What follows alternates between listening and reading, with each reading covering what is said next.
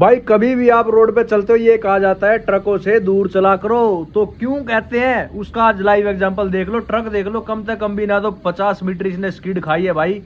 उसके बाद जाके ये जो है ट्रक गाड़ी में लगा है, लाइट यहाँ टूटी पड़ी है और गाड़ी दिखाता हूँ, ये देखो भाई ट्रक खाली था उसके बावजूद इसके ब्रेक नहीं लिए और भरा रहता तब क्या होती भाई। तो बच के चलो।